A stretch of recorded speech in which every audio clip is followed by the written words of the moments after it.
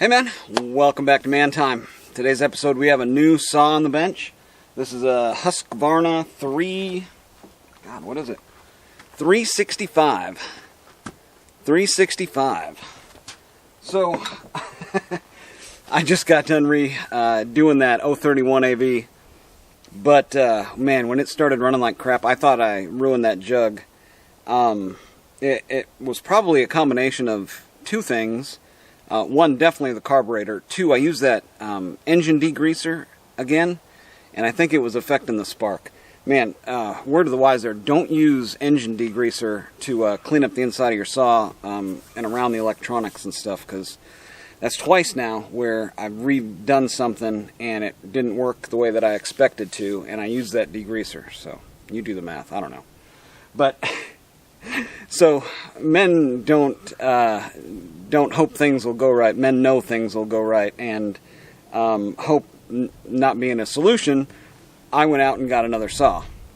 Of course, it's a piece of junk. The guy selling it said it ran great. I go over there to cut, and it digs in and just stops, you know.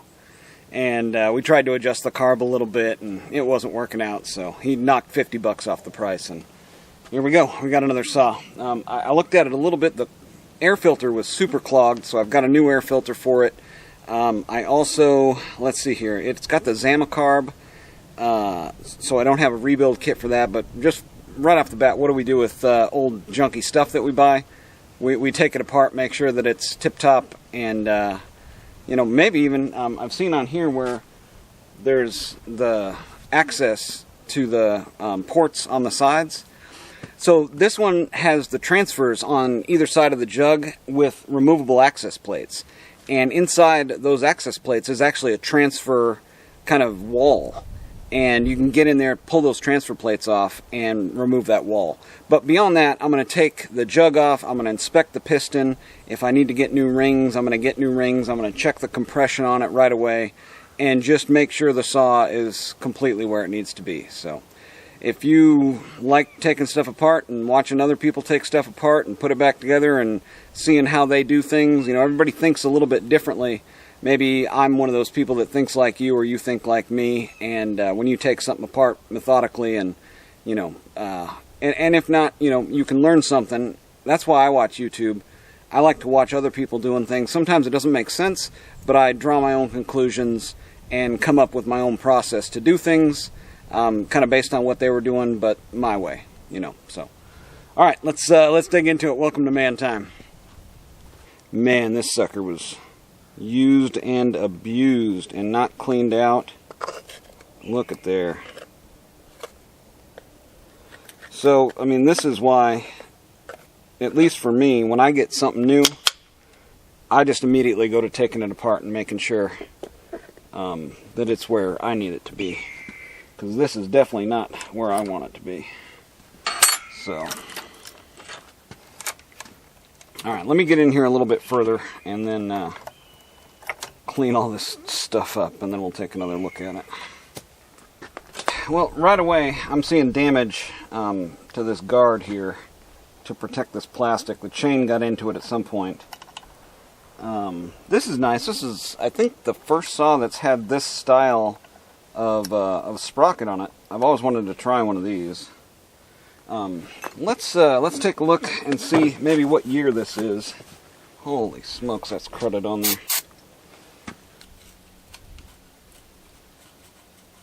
Okay, 1998. Oh, man. Yeah, 1998. That was a good year. Boy, I tell you what. Alright guys, so when I go through a chainsaw, used chainsaw, what I'm looking for is permanent damage, like beyond repair. And I'm putting together a parts list on things now I'm going to go on eBay and look for. And this guard is going to be one of them. This tear, the chain could catch this again and wrap it.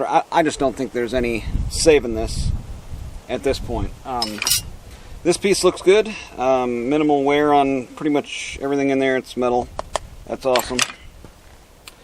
Sprocket looks to have somewhere, looks to be not too bad. And I'm also wanting to get like baseline data, so I know in the future Actually, I can refer back to this video and see where I'm at, you know. So let's get a compression test on it. Make sure our decompress is out. They say that you should hold full throttle. I don't have an air filter on there, so it's going to be sucking, you know, as much as it wants to suck. Oh, this feels... Alright, so I am right here at, looks to be 125. 125. Now, I've seen these saws, or saws like it, that are up around 150.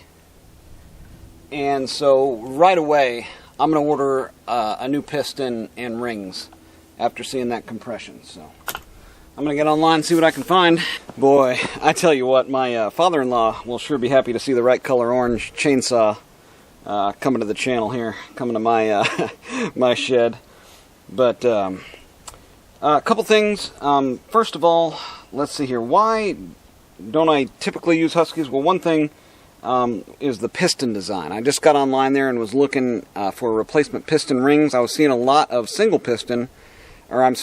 ringed pistons, and that's one thing I didn't like so much about the 350. Obviously, they've got good longevity, and 90s, both the 350, the 365, they're from about the same area, 90s, I think. And this one's, again, 98, but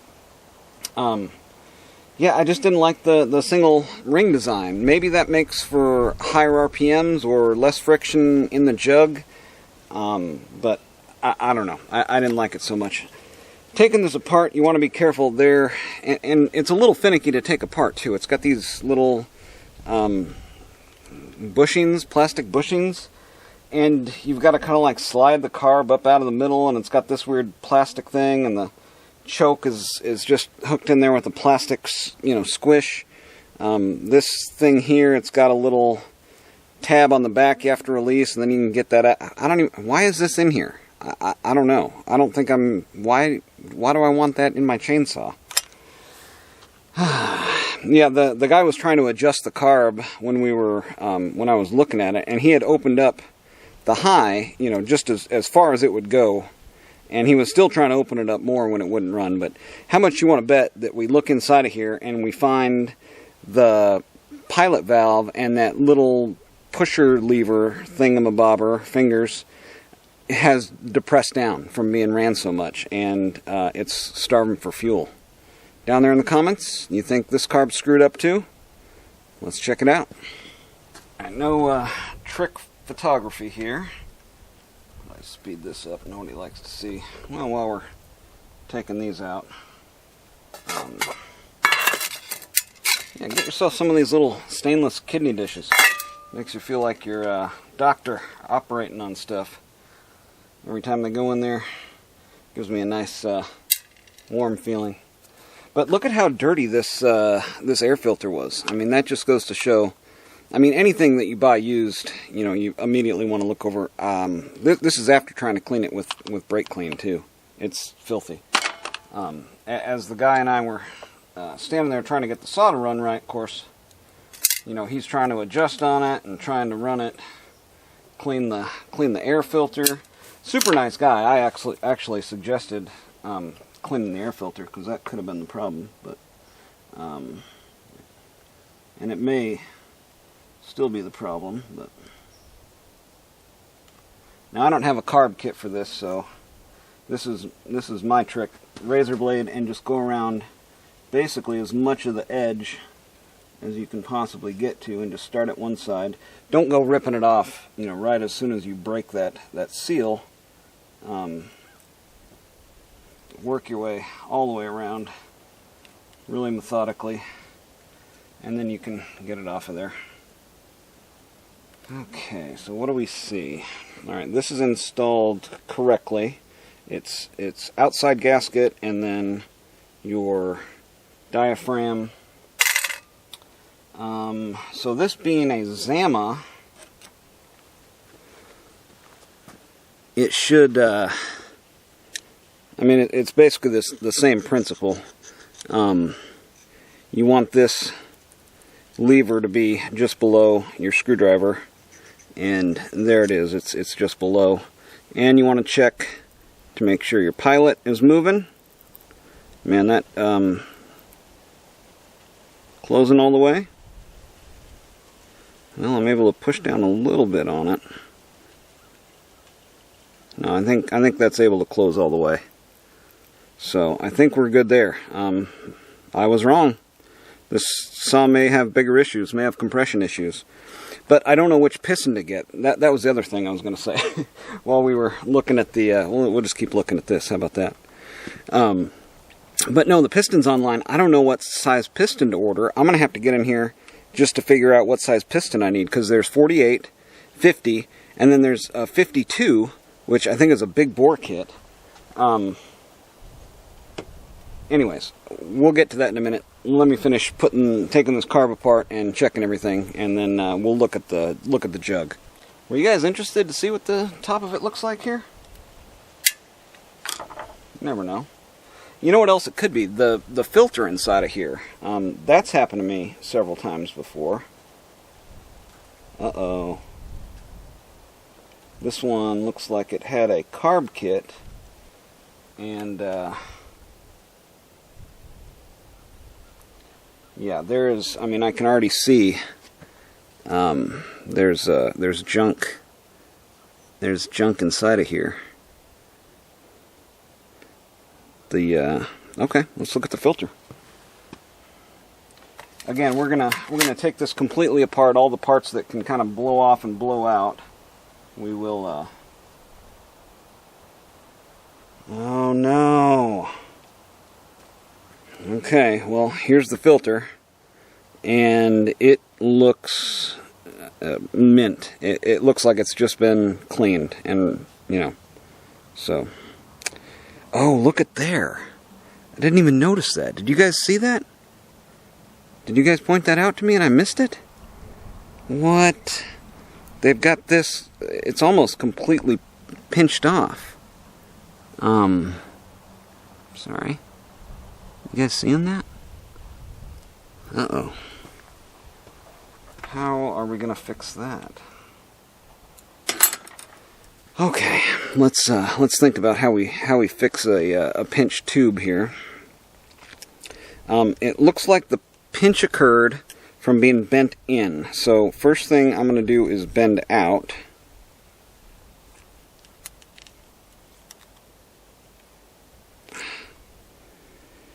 Oh boy. Okay. Well, it's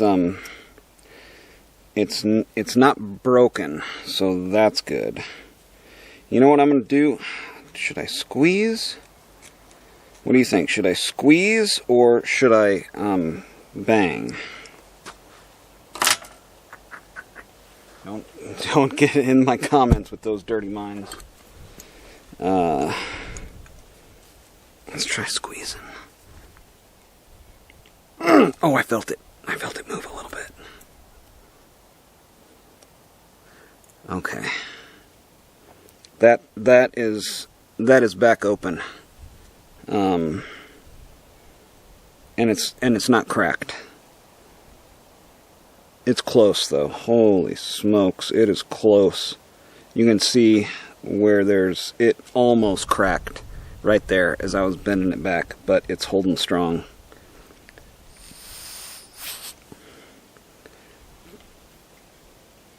Yeah, airtight. Okay, good to go. We're going to blow this out and put it back together. Man, it's nice having the right tool for the job. So let's see, these are 4mm. With this DeWalt tool here, I can get in, break, and then unscrew. Pretty handy. I wasn't sure if this thing did it, and after seeing other people working on their chainsaws, you know, it just makes sense. You want to be able to break that and then, you know, get your bolts out that way. Yeah, nifty. Yeah, my 350, I was super pleased to see these smaller screws. The 350, it had through screws all the way through the muffler, and those things were known and prone for backing out and than just falling out. And that's what happened to me too. And it's like a $7 screw. It was ridiculous how much they charged me for the muffler screws on that 350. But okay, let's see, where are we at? We got the car back together. I've got to figure out how to get this muffler off, because now it's held on there some other way. Is this like a steel where it pops in half?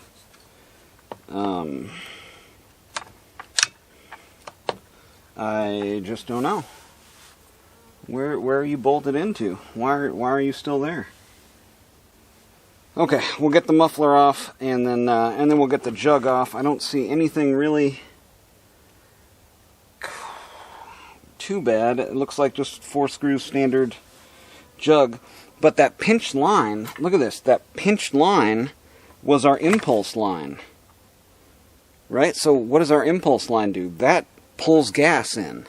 So what if we don't have an impulse? We're not pulling gas in, right? So maybe that's why it wasn't running good. But I'm still concerned about the low compression, so let's get in here. Alright, we have found, after looking this thing over for a while like a damn,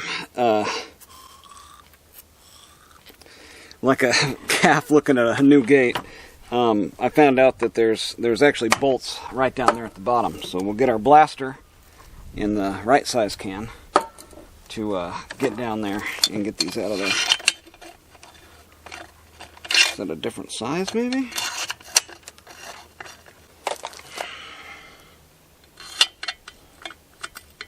There she is. Alright, is this thing gonna have the ump? Is the brake gonna hold? Can we use it as a lever?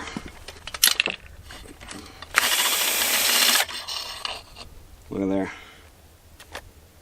12 volt. Gotta love them.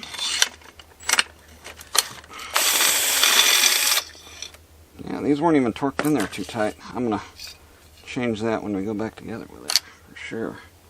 God, look at this thing. Now that's a big port. So we're still trying to figure out if this thing has a 4850 or 52, but yeah, we're gonna clean all this stuff up. Simple. The first thing I do when I get my exhaust off is look down there and see what I can see. First thing I see is that the intake is really, or the exhaust, I'm sorry, is really small. You've got this little tiny port in the jug and then this gigantic one coming out. I mean, right away I can do some stuff there to it probably. But also I see in there that the piston is near perfect. I can still see machining marks on it, and it's nice and shiny. So I don't think it's piston related for the compression. Maybe something else. Still going to take the jug off. Let's see if this will have the butt to get these screws off.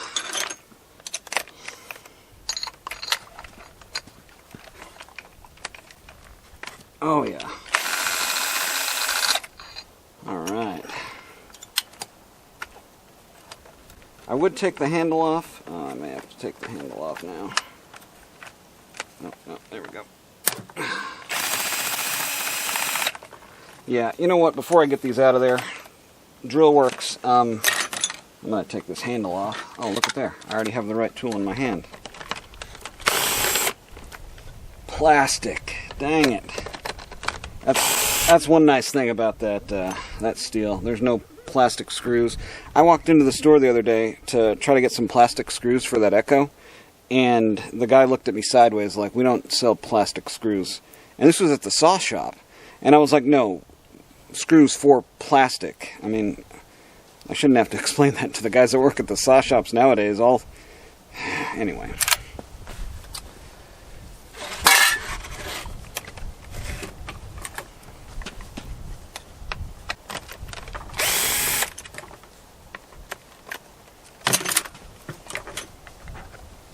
Keep your pick nearby.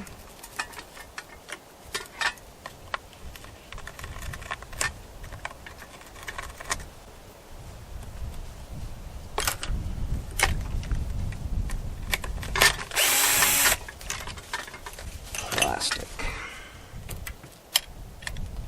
What has the world come to? Oh yeah, and by the way, I wanted to show you this. I mean, this is just a... Oh, I gotta blow that off.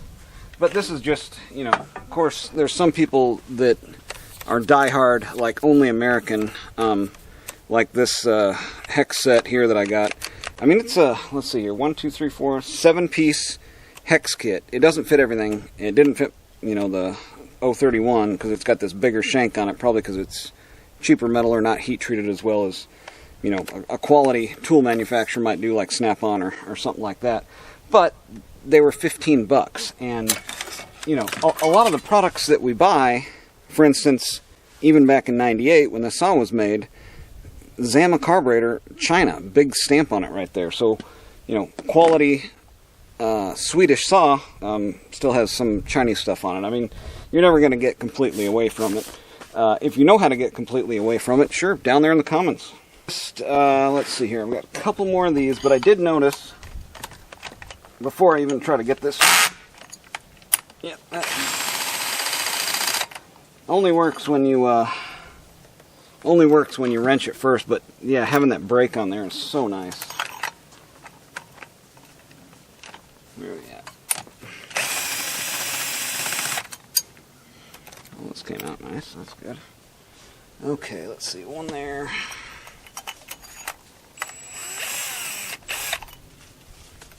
Anyways, this impulse line down here, it is, let's see, it's in this boot. So I think before I take the jug off, I mean, this is one of the most important steps to this, right? Oh, it just goes through there, okay. So just make sure when you're taking everything off, you're not pulling something that's then going to screw it up somehow. Like, for instance, this impulse line. Okay, let's see what we got. Moment of truth. What's in there? Transfers. Man, one thing from watching all the videos on this was looking at the importance of transfers. Now, the other person's 365 had a removable deal right here, so this leads me to believe. Now, does that say? Oh, okay. Yep, 48. This is original Husky equipment too. They stamped that blue on there for the size piston. So now I know I need a 48 millimeter piston. Duh. Did I drop a screw? Impulse line works. Okay, so I got this sprayed out now. We can take a little bit better look inside of here and see what we got. I'm seeing perfect, perfect cylinder. Is that what you guys are seeing? Man, that looks gorgeous. Like I said here, the exhaust port looks maybe a little small, but these are really, really well cleaned up. I mean, really well. Like, nice straight lines all the way through is what I'm saying there. But we could probably do something to the transfers here. They say one thing you can do is take this down a little bit further, but I mean, it's already notched. Man, I may just run this saw as is, because this cylinder is pristine. Why has it got such low compression? Yeah, this is definitely going to be one that if I had the timing wheel, I'd like to time it. Sometimes you can squish it a little bit by putting a different gasket on there. And I use a rubber material gasket exactly like this. But this is already pretty thin. I don't think I'm going to be able to get that any thinner. Well, let's take a look at the piston. Any visible damage on here? Yeah, here we go. So we've got a 48 millimeter single piston ring. So at least now I know what size piston and ring. And one thing you can do just to kind of check to see how your piston's doing, not the scientific way, but if you squeeze on it and squeeze it in on itself, you can check the gap there, and that has a pretty significant gap, it looks like. Yeah. I might be able just to get away with the new piston on this coarse 48mm. Maybe the saw shop has one? Let me call. So the right way to see if your piston is in spec is to actually get it started in the cylinder like this. Put it down on top of the piston, get it squared up in there, and then you can take your set of feeler gauges and go in here and start checking the spec. Now I've already done that. We're hanging up right at 10,000, 9,000, 9 thousandths, goes in and out, and then it just hangs on 10. So if anybody knows down in the comments what's the cylinder spec or the piston ring spec for Husqvarna, I've never had good luck on their website, like finding manuals and stuff like that. Steel has a much better website where you can look up that type of stuff. But is 10,000 too much? Let me know down in the comments. All right, one more thing we can check here for low compression would be the decomp valve. So I was expecting more like 150 psi on this one, especially after seeing the 031 get to 150. This one is at 125. I double checked it. One other thing we can check here is our decomp, and I cleaned this all up. I mean, it's sealed. I don't think that's the problem, although it might be. Let's see here. Yeah, gasket. Just make sure to replace your gasket. I'm getting set up to do that here. It's definitely peace of mind. Plus, this one is actually cracked, and it looked like it cracked. Well, I don't know why it cracked, but while you're in here, replace your gaskets. And if you be careful taking it out like that, now you got a template. Little update here. I went on some of the forums and found out that around 8 thousandths was probably what this came like stock. So at 9 thousandths we're just fine there. But also measuring, of course, the jug here, 48 millimeters versus the 50s. And the 50 millimeters is what's on like all the websites, and you look up Husqvarna 365, it's 50 millimeter. This one must be a different model or something. So it's 48 millimeter. That's kind of disappointing because the guy advertised it as the 71cc saw, and I thought I was getting a 71cc saw. But it looks like there might be some aftermarket pistons. It looks like I might be even able to go up to a 52 millimeter piston, which would be pretty sweet. Yeah, so it's only 65-ish cc. Good news is, I mean, everything looks to be in good shape. Everything that we've gone through so far, haven't found any culprits for a leak. So I'm going to make a gasket here, get it back together, and we'll try to cut some wood with it. I'm not even going to touch anything. This all looks so good. Well, all right, I'm going to touch it up. Forget that. I'm getting the Dremel out. There's a really hard line right here at the transfers. I mean, just sharp. And I'm gonna round that over a little bit, just to kind of take that sharpness off. On the gasket here, you can see it's got plenty of gasket around those.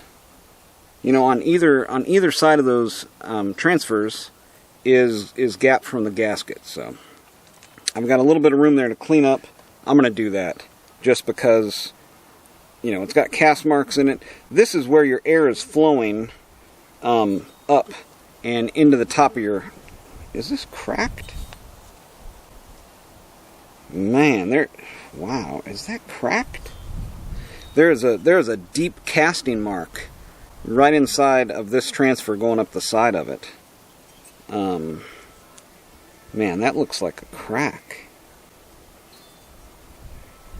I mean, well, no, it's on both sides, so maybe that's something just in the casting that leaves those deep cracks. I might go in there and try to clean that up too while I'm in here, just to see, make sure it doesn't crack through. But anyways, that's where we're at. Oh, there's something in here too. Weird. There's some sort of pink goo inside of here. What the heck is that? Well, that's not good.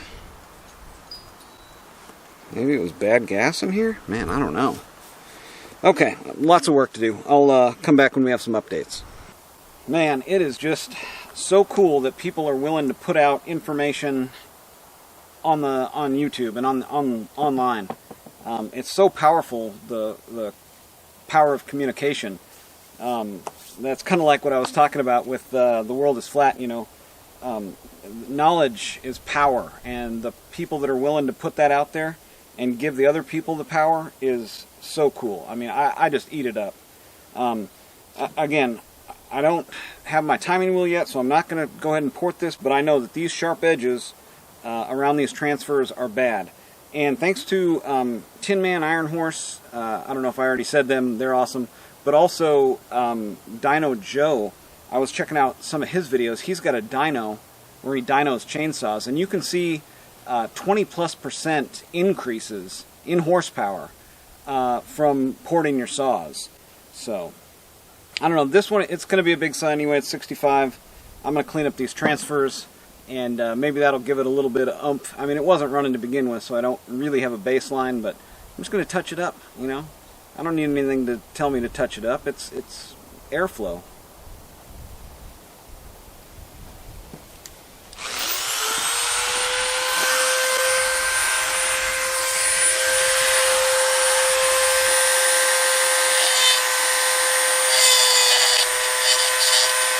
Alright, man, here's our transfers, or what they call transfers, after cleaning them up. You can see there I really didn't do much of anything. I just gave the air the path kind of it wanted. There was a lip inside of here, and I just basically took that down, again using that flat shank tool to get down there like that. Now I'm going to leave it rough, and you can see like they leave the cast marks all through here. And there are even some carburetors that are like pre-stippled, where they've got the little dents and dings in it like that, and that's to help atomize the air. So I sanded right around the edge here, but for the rest of it, I'm leaving it, in rough condition. I just thought of a new way to transfer. Maybe it'll work, maybe it won't. Definitely going to get paint on my thumb, but I think that little bit there, we can kind of eyeball and see if it's going to be, right. A little tacky, but see what we got. There we go. Again, try new things, communicate, teach, isn't that cool? Man, I don't know if you guys can tell, but this whole situation here, this is full panic mode. I don't know if having a down saw affects you as much as it does me, but yeah, you can go back on this channel. Like my second video is like a full Husky chainsaw breakdown. It's just part of life out here in the country, But as far as like Huskies go, I was happy with my other one. Obviously, the longevity of this one, it's in perfect condition. I really couldn't ask for much more. Yeah, there's still no smoking guns, though. Right? We got into the saw because it was bogging down. I guess the pinched carburetor was probably the biggest one. Taking apart that carb, it had one of those fiber gaskets that meters and shuts, and it's almost like a valve gasket. But they used the fiber one, and I'm not sure, but I think the rubber might be better. I don't know. I've been going back and forth on this one. If you think the rubber meter gasket is better, put that down below. If you think the fiber one is better, put that down below. The fiber one came out of this. I mean, it's in it, but it looked like it was kind of crinkled and mangled a little bit. The rubber one that was in that 031, it was still pliable and like flat and no wrinkly mess. So I don't know. I think I have to go with the rubber one. Just seeing that 031's gasket there. But put down below, what do you think? Rubber or fiber for your carburetor gaskets? Okay, that was too long-winded. I'm going to go with some automatic trans fluid here. Get everything nice and lubed. I think the Zoom spout oil kind of had a worse burn-off. I don't know. We'll see.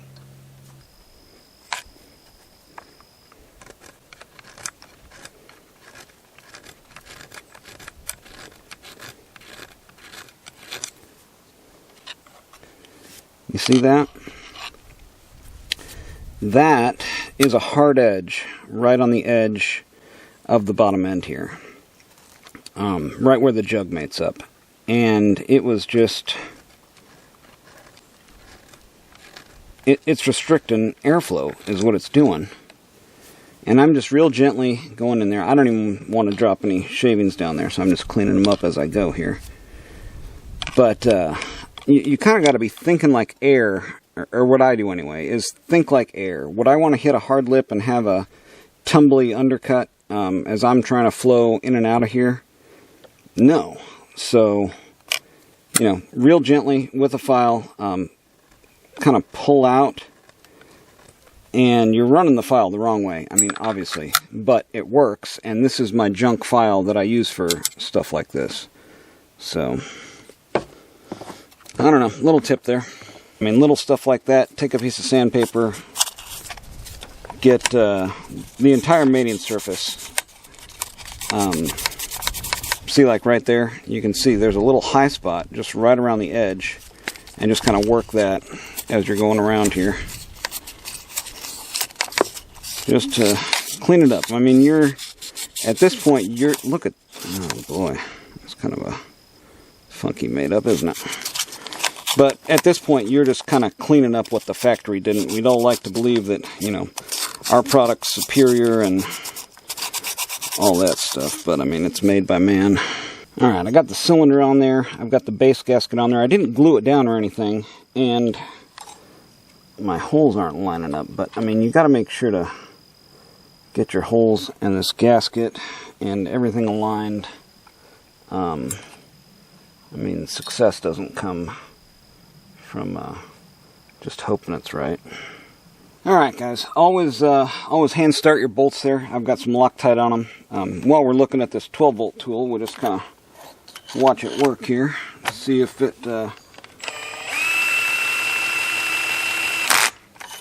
it's adequate at torquing by hand with this thing.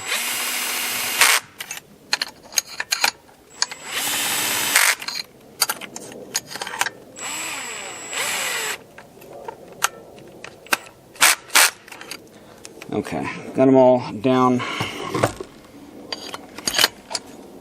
with the gun set on 14, so it's not all the way maxed out yet. But let's see if we can. Oh yeah.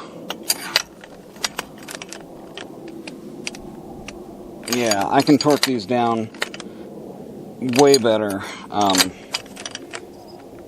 than with an Allen wrench with this. That is super handy. Nice.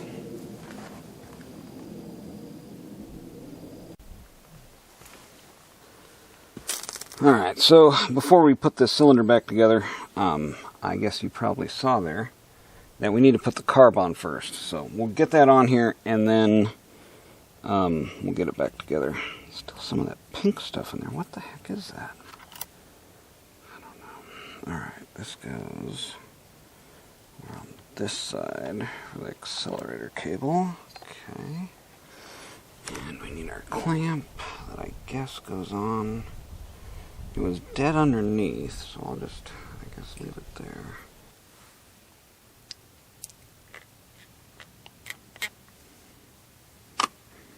Yeah, well, it's just us girls here, and, you know, we're just talking. I gotta say, the Husky is just a little bit more fiddly than the Stills. Getting this exhaust on, getting the cylinder on, getting the gasket lined up. I mean, everything was, you know, just a little fiddly. These two are probably the most important screws to have Loctited on your saw. I'm going to go back in there and torque that one. But, yeah, I've had these run out on my 350, and, I mean, I guess I Loctite every bolt on a saw now. Basically, from running old saws, you kind of learn that either you Loctite it or you lose it. It's kind of the general rule.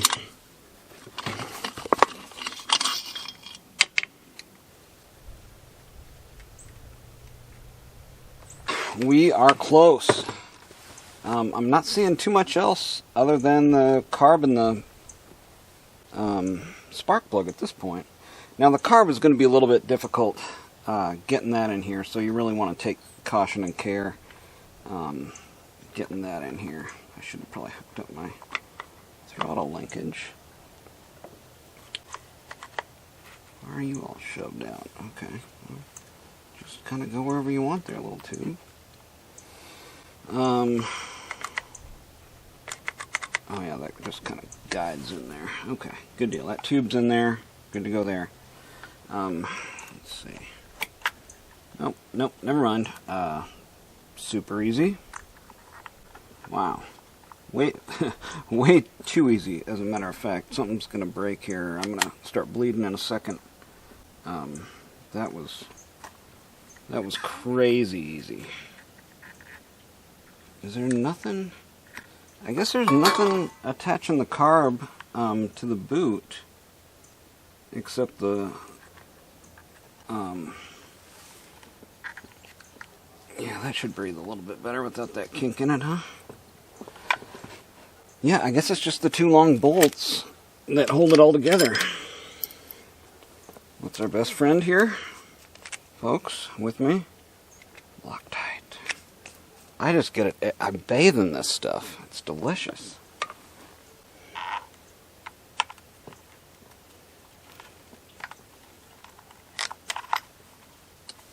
And again, it's just a little bit more fiddly with the Husky. I mean, now I've got to like pull the carb back, try to watch my threads going in.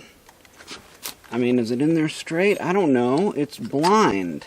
This is what blind means. I can't see what the hell is going on. What am I screwing into? I don't know.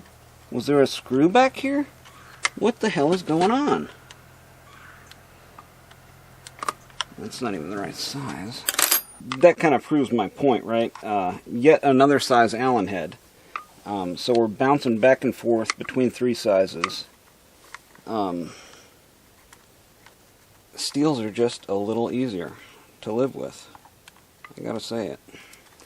I mean, Huskies run just immaculate, but this whole plastic mess up here and the multiple different sizes, not for me. Not for me. We'll see how it does, though. In the wood, it will tell us whether it wants to become part of the Man-Time family here. Alright, boys. I think that does it. New air filter. I think I can put that on there first, right? I don't know. I don't know Huskies. It's been too long. It's been too long. Alright, let's put some gas in this and see if it'll fire. First, let's check where we're at. On low. I think I already preset it. Dang it. One. No, we're one out. Let's go 1.5. One and... No, we'll just start at 1.5 because that's where I start. A little bit more idle, and we'll start high jet halfway. Why not? I mean, it's got the little restrictor on there. That's got to mean something, right? Alright, man. Moment of truth. If you've been with me this long, go ahead and hit that subscribe button because you like this type of stuff. I do too. It is really fun. So we are... Nope, we're not. Wow. Always check your spare parts bin before you go trying to fire anything up, huh? Boy, I should have predicted that, huh? Well, I'm in the process of removing the carb back again. And I think I might be able to get them in maybe with this impulse on. I don't care. I'm just going to disconnect it. Everything's disconnected except for the hardest thing, which is this plastic choke. I mean, we keep talking about Huskies being a little bit more fiddly than Steels. And it keeps biting me right in the butt. There's our plastic and our carb that we forgot about from 6 hours ago. Yeah, just take your time with this. basically I'm working backwards from my spare parts bin here. I try to put every piece part in one glass, and then I know, you know, am I almost done yet? So looks like we've got one there. We've got another one over here, and that's these two plastics. Nice. This one and two on the bottom, and we're ready to start.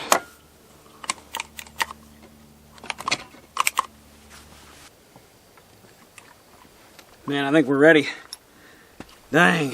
If you want to talk about freaking farm life, this is it, buddy. I took a day off of work for this. That's how I'm living.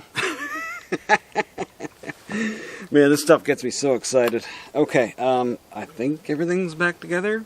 First start, turn and a half out on low, a little bit more idle. Let's see, we take it off of stop, we set the choke. Been a little while, Husky. Why does that feel like it has no compression? Okay. Oh. Well.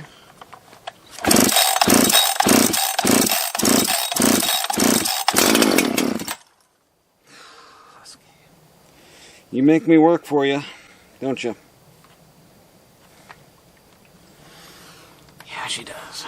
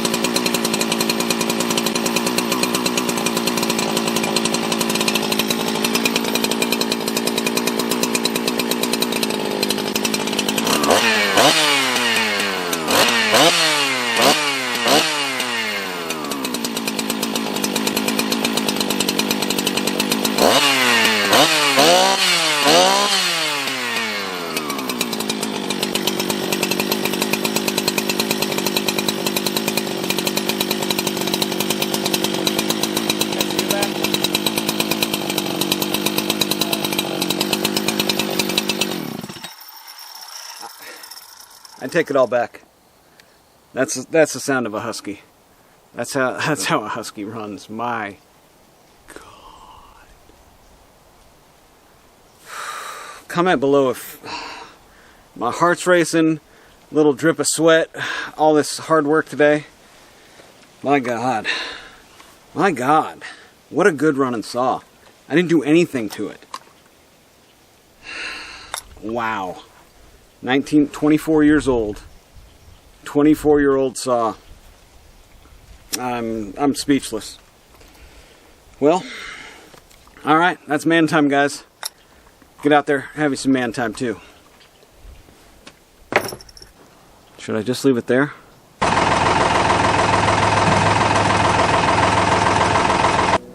All right, guys, let's see what she'll do in some wood, huh? All right, this is cold start. Choke all the way out. Gonna make me work for it, I know she is. Or not.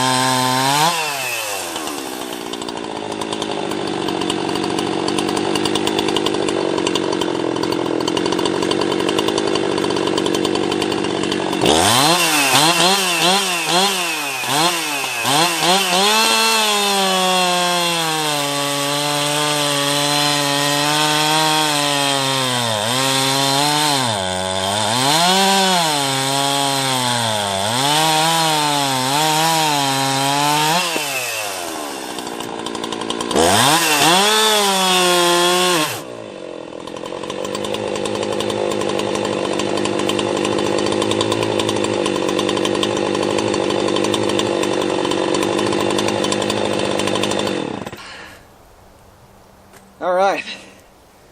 So what'd you guys think?